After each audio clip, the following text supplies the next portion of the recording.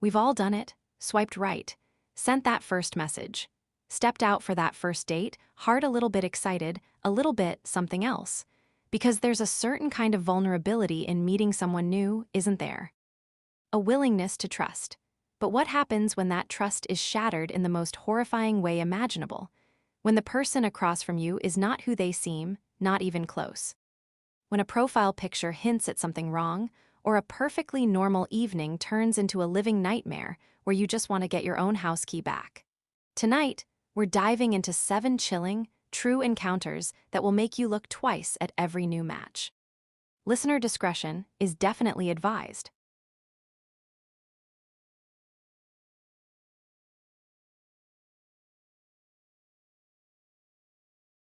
For more true horror stories that dig into the intimate corners of our lives, ensure you're subscribed to the channel.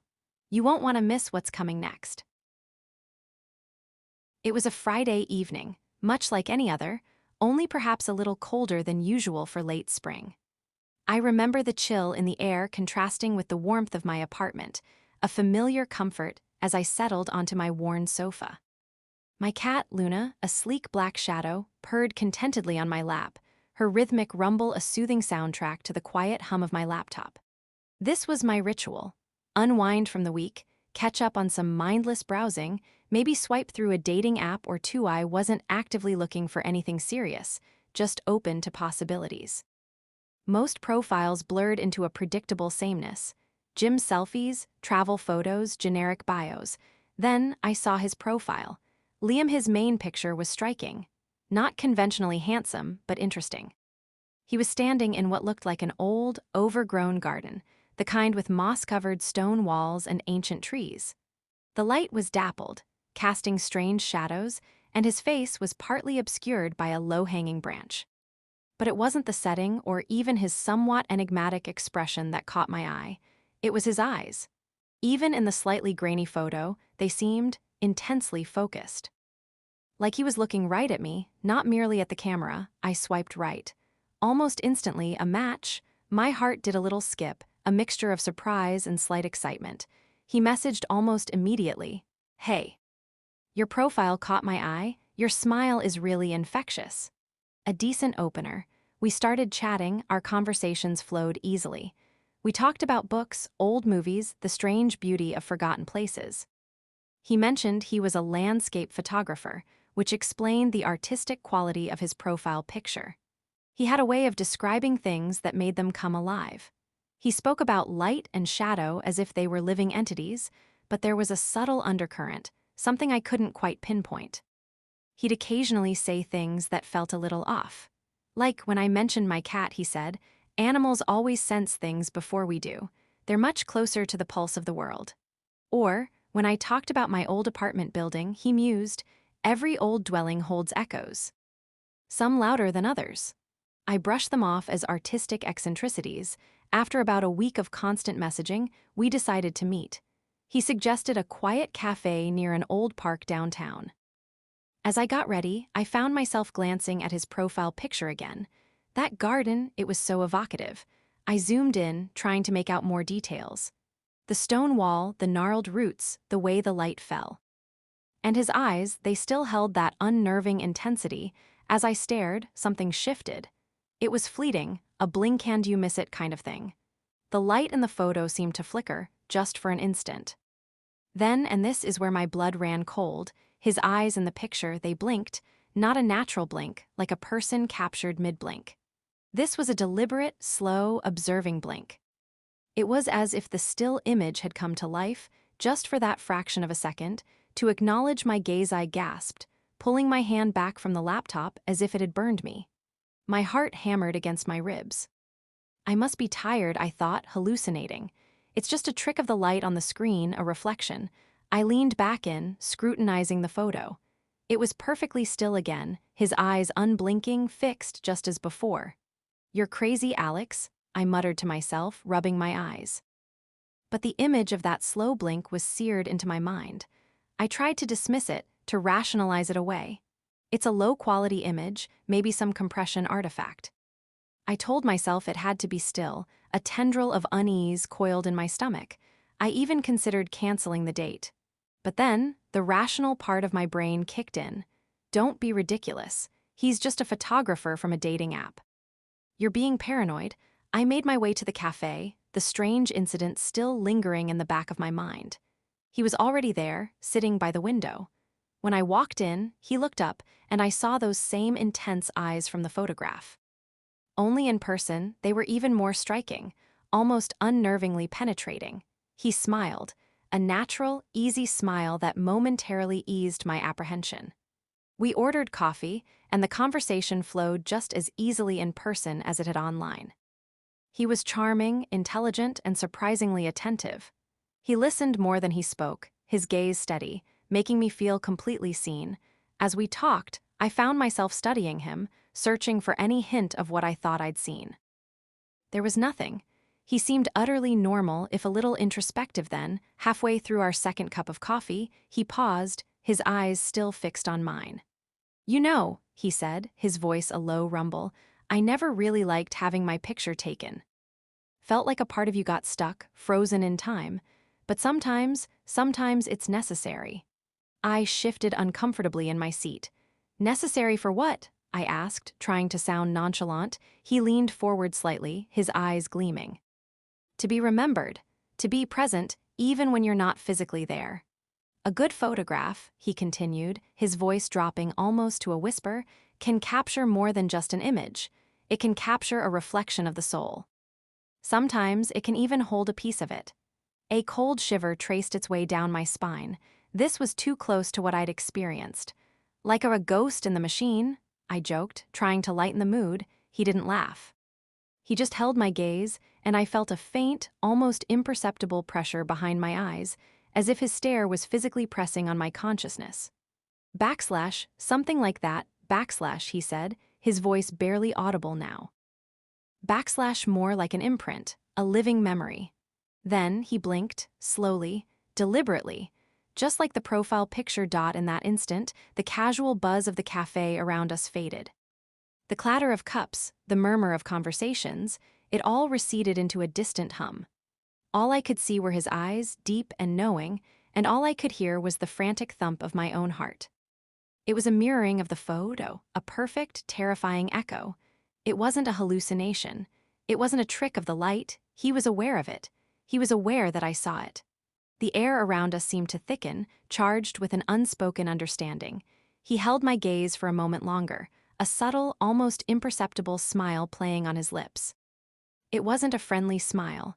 It was a smile that acknowledged a secret, a power, a connection that I suddenly, desperately wanted nothing to do with. "Well," he finally said, his voice returning to its normal volume, breaking the spell. "I've really enjoyed our conversation, Alex. Maybe we should do this again sometime." My mind was reeling. Every instinct screamed at me to run, to make an excuse, to get as far away from this man as possible. But another part of me, the part that was still frozen in the chill of that blink, felt a strange, unsettling pull, like I was already caught in his strange, still frame. "Yeah," I managed, my voice a little breathless. "Yeah, perhaps." We left the cafe, and I walked home in a daze. When I got back to my apartment, the first thing I did was open the dating app.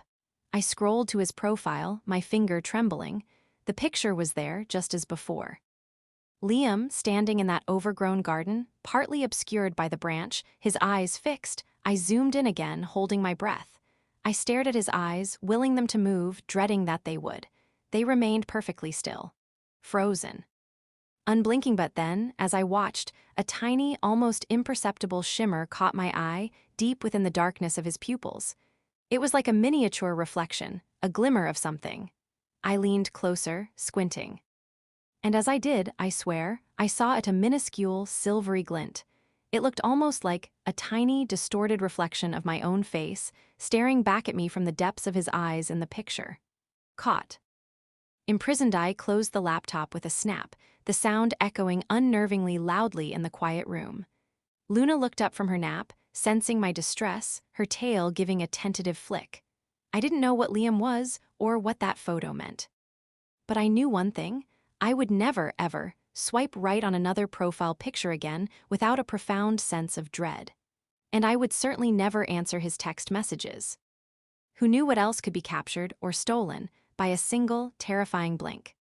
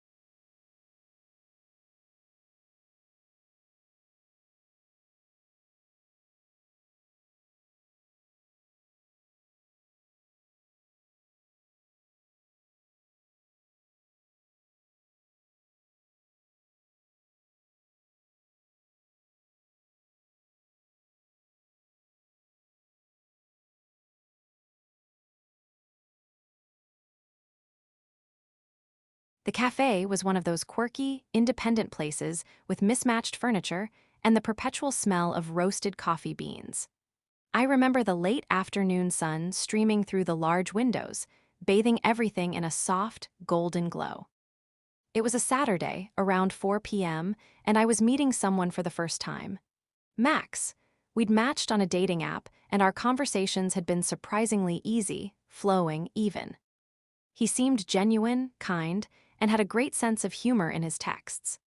I felt a flutter of nervous excitement, the kind you get before stepping into something new and unknown, but hopeful he was already there when I arrived, sitting at a small table by the window, nursing a cup of tea.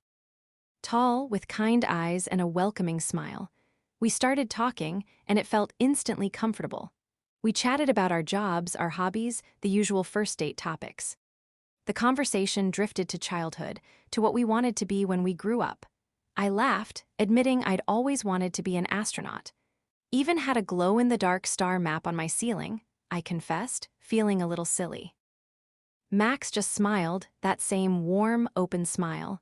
"That's amazing," he said. "I always imagined you as someone who reached for the stars." It was a sweet, almost poetic compliment, and I felt a blush creep up my neck. We spent a good 2 hours there, just talking. It was rare to find someone so easy to converse with, someone who listened intently and responded thoughtfully. As the sun began to dip lower, painting the sky in fiery hues, we decided to take a short walk. The air was cool and crisp, carrying the scent of damp earth and distant city life. We walked through a small park nearby, the path crunching softly underfoot. That's when the conversation took a slight turn, nothing alarming, just a little more personal. Max started telling me about his own childhood, how he'd moved around a lot. "It was tough sometimes," he admitted, "but it taught me to adapt, to observe." He looked at me then, his gaze steady. You always had roots, a specific house, a specific room." I paused, a tiny flicker of unease, probably just my imagination. "Well, yeah," I said, shrugging. "My parents are still in the house I grew up in. Same room, same everything, pretty much." He smiled, a gentle, knowing smile. "I bet your room was filled with space posters and books about the constellations, wasn't it?" I chuckled, a little surprised he'd remembered my earlier confessions so vividly. "You'd be right," I said, though the posters were mostly glow-in-the-dark stars stuck to the ceiling, and a big map of the solar system above my bed. He nodded slowly. "And a small, blue night light shaped like a crescent moon on your bedside table." The laughter died in my throat. My feet stopped. The air around us seemed to chill, even though the sun was still bleeding color into the horizon. I stared at him, my mind scrambling. That night light, that was something only my parents knew about, and maybe my closest childhood friend, Sarah, who hadn't seen my room since we were 10. It certainly wasn't something you'd glean from a dating app profile or a 2-hour conversation. How did you know that?" My voice was barely above a whisper. Max's smile didn't falter, but his eyes, those kind eyes, held something I hadn't noticed before. A strange, calm intensity. "Oh," he said, his voice soft, almost a whisper, "I just did. You had that light in your room, right next to your bed. It cast a soft blue glow on your pillow, and sometimes, when you couldn't sleep, you just stare up at the stars on your ceiling, letting the blue light comfort you." My heart began to pound, a frantic drum against my ribs. I felt a prickle of cold sweat on my back. This wasn't charming or insightful anymore. This was impossible. He was describing my childhood bedroom with an accuracy that was terrifying. He was describing moments, private moments, from when I was a small child. That's impossible, I repeated, my voice shaking now. No one knows about that, not unless they lived with me. He took a step closer, his smile still fixed, but now it seemed less warm, more like a mask. I know a lot about you. Why/N? He said, his voice dropping to a low, intimate hum that sent shivers down my spine. More than you think. I know about the scraped knee you got when you fell off your bike in front of Mrs. Henderson's house on Elm Street. I know the exact spot. I know about the pet hamster, Nibbles, that ran away when you were 7, and how you cried for days. I know about the secret fort you built in the woods behind your house with those old blankets and branches, and how you pretended it was your spaceship. Each word was a hammer blow, driving deeper into my sense of security, shattering the comfortable reality I'd been living in minutes before. Mrs. Henderson's house on Elm Street. Nibbles. The secret fort.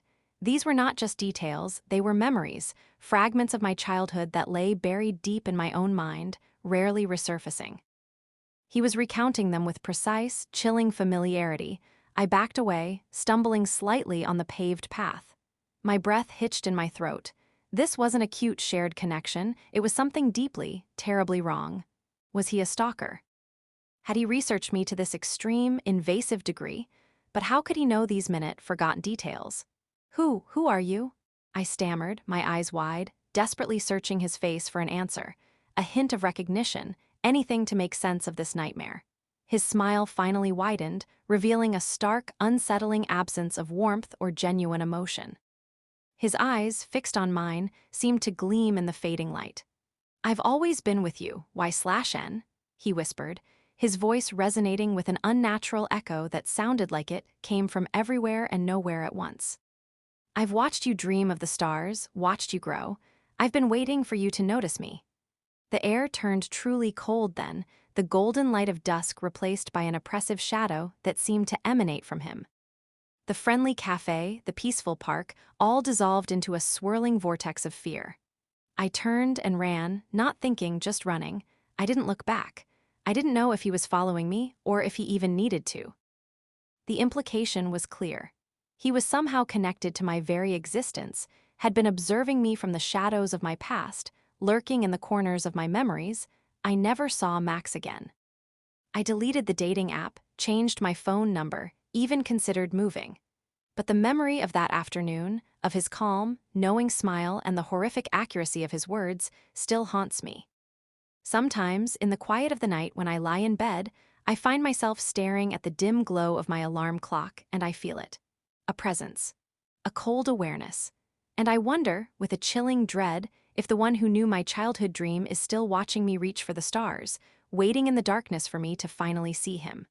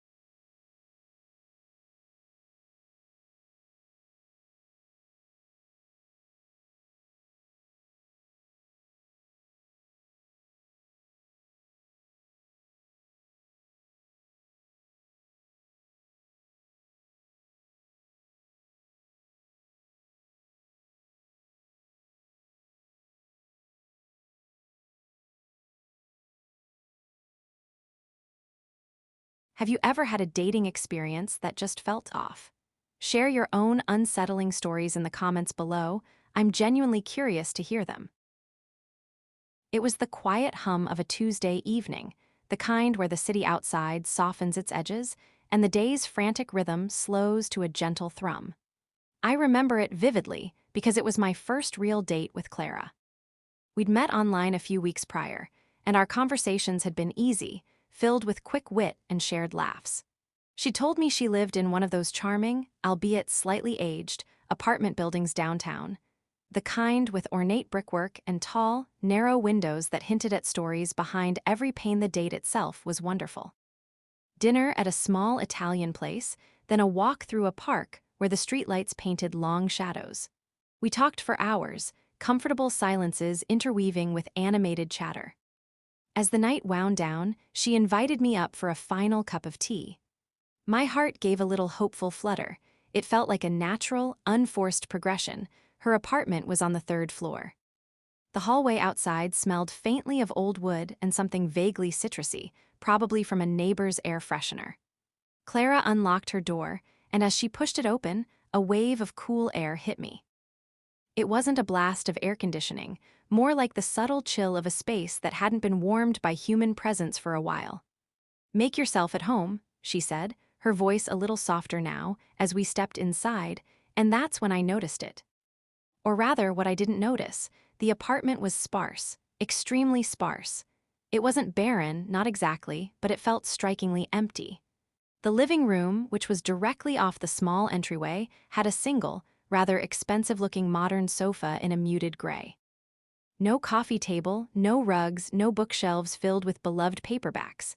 Against one wall, a sleek, flat-screen TV sat on a low stand, but there were no decorative items, no photographs, no plants to soften the starkness. "Nice place," I offered, a little awkwardly, trying not to let my surprise show. Clara smiled. "Thanks, I like minimalist." Minimalist was one way to put it. As she led me to the small kitchen, I got a glimpse of the dining area, just a round glass table with 2 chairs. No placemats, no centerpiece, not even a fruit bowl. The kitchen itself was gleaming, almost clinically so. Every surface was spotless, reflecting the soft glow of the under-cabinet lighting. No magnets on the fridge, no overflow of dishes in the drying rack. "It looked like a showroom," she asked, pulling out 2 plain white mugs. The cupboard was neat, a few stacks of plates, bowls, and glasses. Not even a mismatched mug in sight. Something about the meticulous order made a tiny shiver run down my spine. It was almost too perfect. While she boiled the water, I wandered back to the living room, drawn by the unsettling quiet. It absorbed sound rather than reflecting it. If you clapped, there was no echo, only a dull thud. I ran a hand over the fabric of the sofa. It felt new, unworn. My eyes scanned the bare walls. No paintings, no prints, not even a stray nail hole. It was as if no one had truly lived here. "Sugar?" Clara called from the kitchen, breaking my trance. Just a little, thanks." We settled on the sofa, mugs steaming between us. The conversation picked up again, but a subtle undercurrent of unease had woven its way into my thoughts. I tried to push it away. Maybe she'd just moved in, but her profile had said she'd been in the city for years. Maybe she was just exceptionally tidy. I could appreciate cleanliness, but this transcended mere tidiness. This was a void. "So, do you have any personal touches?" I ventured, trying to sound casual, gesturing vaguely around the room. "Like photos or anything?" Clara took a slow sip of her tea. Her eyes, usually so expressive, seemed to flatten just slightly. "I don't really believe in accumulating things," she said, her voice even. "Possessions weigh you down.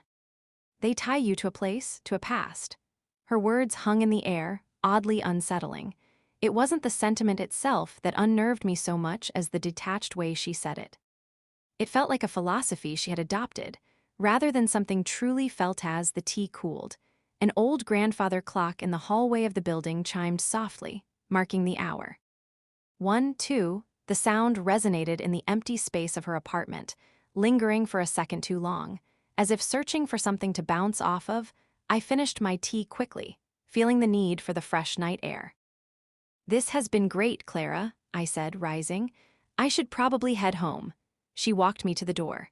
Her smile was still warm, but the lack of softness in her apartment now felt like an extension of her. A controlled, almost sterile environment. As I stepped back into the building's hallway, the subtle citrus smell was a welcome relief, a reminder of other lives happening behind those other doors. The elevator doors hummed open, and I stepped inside, pressing the ground floor button. but just before the doors fully closed, I heard it. A faint sound from behind Clara's door. It wasn't a voice or a footstep. It was a click. A very specific, precise click. The sound of a deadbolt sliding firmly into place. Not just locking the door, but securing it from within, as if against an intrusion. My breath hitched. Didn't she live alone? I tried to shake it off. Maybe she always double-locked her door. It was an old building, after all. But the distinctness of the click and the absolute silence that had followed it burrowed into my mind. The next few days, I found myself replaying the evening. The pristine apartment, the lack of personal effects, Clara's almost clinical explanation, the final, chilling click of the deadbolt. I rationalized, I dismissed, but the unease persisted. A week later, I decided to take a walk past her building, just to clear my head or perhaps to confirm my anxieties. The late afternoon sun slanted across the brickwork. I looked up at the third floor. Her windows, tall and narrow, stared back. They were blank, reflecting the sky. No curtains, no blinds. Just the clear, empty panes of glass, and then I saw it. Or thought I saw it. In the precise center of one of her living room windows, where the sofa sat just inside, was a small, almost imperceptible smudge. Like a handprint, pressed against the glass, from the inside. A child's handprint. My blood ran cold. My mind screamed at me, recalling the silence, the chilling void, the way sound had been swallowed in that apartment. The total absence of anything that suggested a child, and then the click of the deadbolt. A sound meant to keep something in. I stared up at the window, that phantom handprint burning into my vision. The empty apartment wasn't empty at all. It was just silent. Terribly, utterly silent. And I knew, with a certainty that turned my legs to lead, that whatever was in there, whatever made that handprint, was meant to stay hidden, locked away in that perfectly minimalist, perfectly isolated space. I haven't called Clara since. The silence of her apartment, the echoes of that single, unnerving click, have become a permanent fixture in my memory. And sometimes, late at night, I wonder what precise, careful arrangements are made inside that sterile, sound-absorbing void to ensure that no one ever hears the sounds of what truly lives there.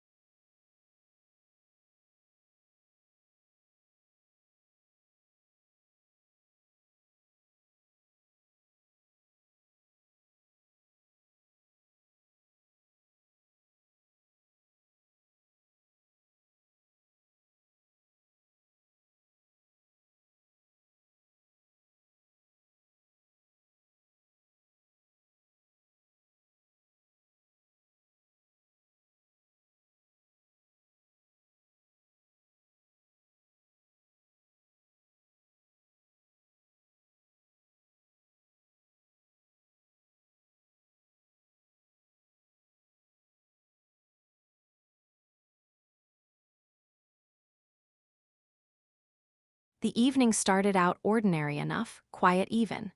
It was a Tuesday, the kind of Tuesday that just blends into all the other Tuesdays, with nothing remarkable about it. I was home, flipping channels, probably procrastinating on something I should have been doing. My phone buzzed, and it was a text from Sarah. Sarah, who'd been trying to set me up with someone for months. "He's here," the text read, accompanied by a ridiculously cheerful emoji. "He's super sweet, a little quiet, but in a charming way.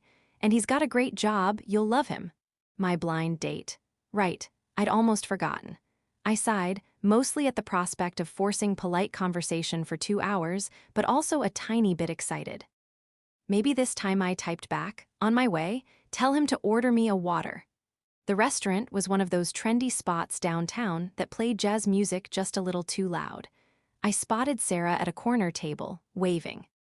Next to her sat a man with dark hair and a neat beard, already looking at me with a polite, almost shy smile. He stood when I approached, which was a nice touch. "Mark," he said, extending a hand. His grip was firm, but his eyes, though kind, had a certain stillness to them.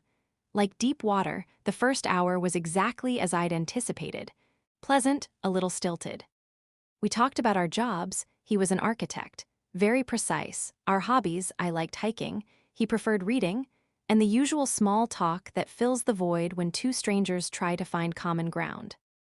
Sarah, bless her heart, tried to spark things by bringing up embarrassing childhood stories, but Mark just chuckled politely. Then, he said something that subtly shifted the atmosphere. We were talking about travel, and I mentioned I loved old, forgotten places like abandoned towns. He paused, then said, / there's a cottage not far from here. Deep in the woods. Been empty for decades. People say it's haunted. / he said it so matter-of-factly, no hint of a joke. I laughed a little nervously. / oh, really? You sound like you've been there. / he took a sip of his wine. / I pass by it sometimes. On my walks, / a shiver went down my spine, though I couldn't articulate why. It wasn't what he said, but how he said it, so calm, almost detached. Sarah jumped in and steered the conversation to something lighter, and the moment passed, the evening wound down. Mark insisted on paying, which was old-fashioned but sweet. As we stood outside the restaurant, saying our goodbyes, he reached into his pocket and pulled out a small, smooth stone. It was dark, almost black, with glints of something iridescent within it. A memento, he said, pressing it into my palm. From my last project. I looked at it, confused. It felt strangely cool against my skin. Thank you, he just smiled, that same still smile. I'll text you, and he did, immediately. As I walked to my car, my phone buzzed. It was a picture. A picture of the stone he'd just given me, but it was sitting on a much larger, rougher stone. And beneath it, just visible, was a patch of dark, disturbed earth. The caption simply read, "Home." My stomach tightened. I shoved the stone into my purse and got in my car, my mind racing. It was weird, very weird. But I'd been on worse dates. Maybe he was just eccentric. The next day passed in a haze of work and trying to forget about the unsettling vibe of the night before. I almost succeeded. Almost around midnight, my phone buzzed again. A text from Mark. Still thinking about that cottage, it read. The one in the woods. I frowned. Why was he texting me about that, particularly now? It felt random and a little creepy. I didn't reply minutes later, another text. Just an emoji this time.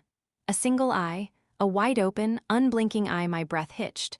I felt a prickle of fear, cold and sharp. This wasn't charming eccentricity.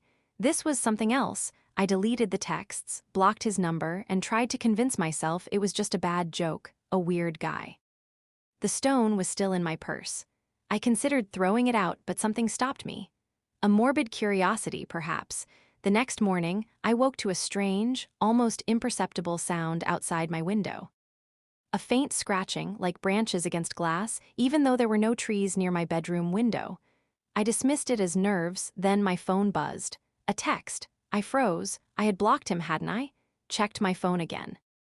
It was a new number. The text was a photo. A photo of my bedroom window, from the outside, and in the lower corner of the photo, a faint, dark shape. A shadow, but too solid to be just a shadow. It looked like my heart hammered against my ribs. I practically threw the phone across the room. My mind screamed for me to call anyone, but my fingers were shaking too much. As I stared at the phone, lying on the floor, it buzzed again. Another text, this time it wasn't a photo, it was just text, and it was chillingly specific. I know what you dream about, the cottage is waiting. Fear, raw and primal, seized me. I scrambled out of bed, my mind racing, trying to make sense of it. How did he know my window? How did he know anything? Suddenly, I remembered the stone, the memento. It was in my purse, which was on my bedside table. I looked at the bag as if it might suddenly sprout teeth driven by a desperate need to understand, a terrible, morbid curiosity. I grabbed my purse, fumbled for the stone, and pulled it out. It was still dark, still smooth. But as I held it, a faint, metallic tang filled the air. And then I noticed it. Something was different. The tiny glints within the stone weren't iridescent. They were red, like tiny, pulsing veins, and then, as I stared at it, transfixed by a horror I couldn't comprehend, the stone vibrated. Just once. A low, deep thrum, and on my phone, still lying on the floor, a final text appeared. It came from Mark's original number, the one I had blocked. There was no content in the message, no words, no images. Just a single, long, drawn-out audio file. I almost didn't click it. But something compelled me. My finger trembled as I pressed play. The sound that filled my silent bedroom was not human. It was a low, resonant groan, like something ancient and vast struggling to breathe. And beneath that, a fainter sound, a rhythmic thump-thump-thump, like a heavy shovel hitting soft earth. And then a whisper right into my ear, so close I could feel the cold breath on my skin, even though the phone was across the room. I'm home. You will be too. I dropped the stone. It hit the wooden floor with a dull, sickening thud. And as it lay there, the tiny red glints within it seemed to pulse, brighter, faster. I didn't sleep that night. I didn't sleep for many nights after. I moved, changed my number, changed everything. But sometimes, when I'm alone in a quiet room, I can still hear that faint scratching at my window, and the smell of damp earth even when there's none around. And I wonder, sometimes, if Mark was ever truly just a blind date, or if he was just the messenger for something much, much older. Something that gave me a stone and now watches me from the dark.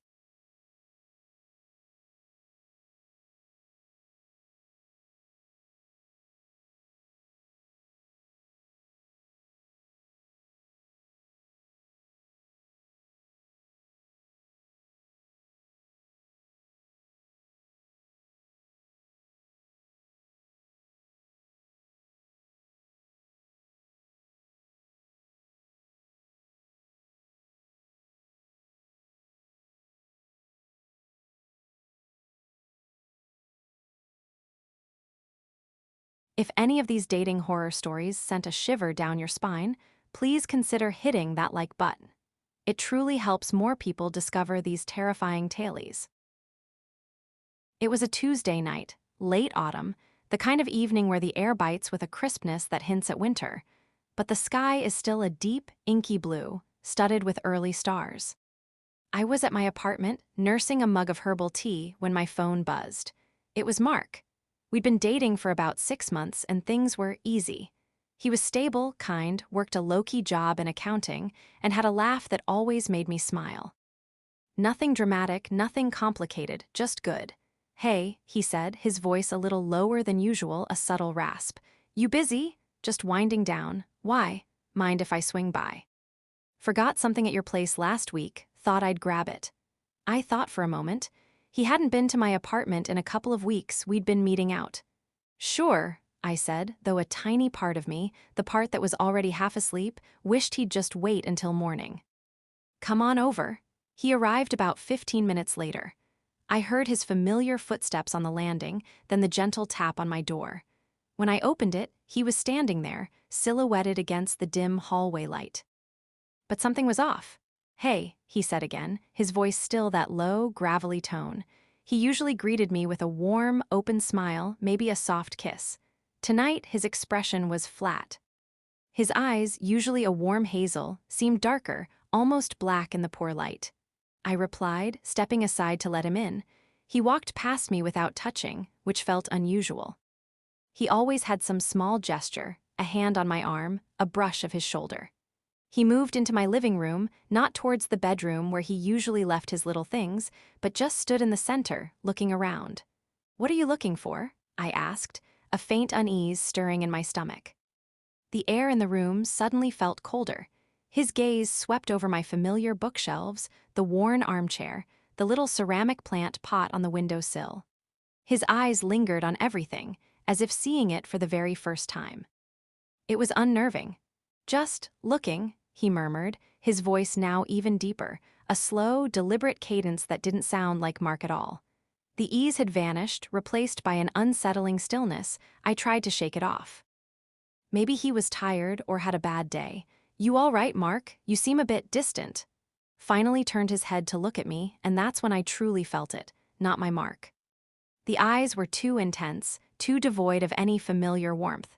He wasn't smiling, but there was a strange, almost imperceptible curve to his lips, more like a predatory hint than an expression of amusement. "Distant?" he repeated, the word drawn out, almost tasted. No, I'm very close. My heart gave a little lurch. The chill in the room wasn't just my imagination now. I could feel it on my skin, raising goosebumps. What are you talking about? He started to walk very slowly towards me. Each step was deliberate, measured. He didn't make a sound, not a creak of the floorboards, not a rustle of his jacket.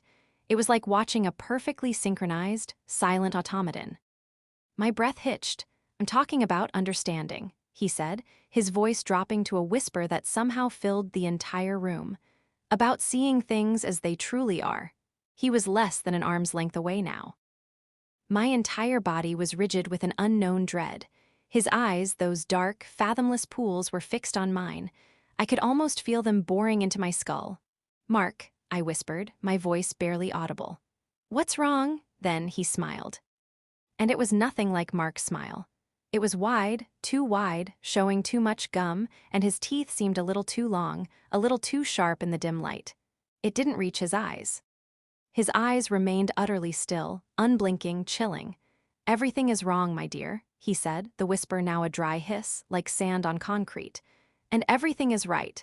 He reached out slowly, and I flinched, my every instinct screaming at me to run, to push him away. But I was frozen. His hand, long and slender, with strangely pale skin, didn't touch me. It hovered in the air just inches from my face, and then I heard it. From outside my apartment. His familiar knock, 3 quick taps. The kind I always heard, my blood ran cold. I heard it. The knock, on my door, the Mark standing in front of me didn't flinch. His smile widened impossibly. His eyes remained fixed on mine, but there was a subtle shift in their dark depths, as if something was retracting, dimming. The knock came again. Louder this time, the Mark in front of me seemed to waver. Like a heat haze over pavement, distorting at the edges. His features seemed to soften, to blend, to ripple. His unnatural pallor lessened. The eyes still held that terrible darkness, but it was receding like a tide going out. The knock again. Urgent, and then, as quickly as it had arrived, it was gone. The thing that stood before me was Mark, my Mark. He blinked once, as if waking up, and the deep, unsettling darkness in his eyes was replaced by a slight confusion, then warmth. "Hey," he said, his voice completely normal, his usual easygoing tone. "Did you hear that? Someone's at your door." He looked around the room, then at me. "Find my phone yet? I left it on your nightstand last time, I think." My heart was pounding so hard I thought it would burst out of my chest. My hands were shaking. I could still feel the phantom chill where the other Mark had been. The knocking came again, insistent. "Yeah," I managed, my voice a ragged whisper. "Yeah, I heard it." Mark walked past me, completely oblivious, and opened the door. And there he was, another Mark, my Mark, standing on the landing, pulling his usual keys from his pocket, smiling. "Hey," he said, his voice bright and clear. "Sorry, thought I heard someone in here from the hallway." "You forget I was coming." My Mark, the one who had just opened the door, looked at the other Mark on the landing, then back at me, a puzzled frown on his face. "But I just got here." I was already inside. Mark on the landing stared past him, directly at me, his smile fading as he took in my ashen face. I could only stare between the two of them, my mind a tangled mess of fear and disbelief. 2 Marks. One had just been in my living room, whispering threats with a terrifying, alien smile. The other was standing on my landing, looking utterly confused and slightly concerned. "Mark," I whispered, my voice thick with unshed tears. "Which one are you?" They both answered at the same time. "It's me." And in that moment, all the air left my lungs. I knew, with a horrifying certainty, that I had been visited by something unspeakable. And I knew, too, that I never truly knew the man I was dating. Or the things that might sometimes wear his skin. I never opened my door for Mark again, not without looking through the peephole for a very long time, and even then, I always felt that cold, lingering dread, wondering if it was really him, or if his other self was just waiting, patiently, for its turn again.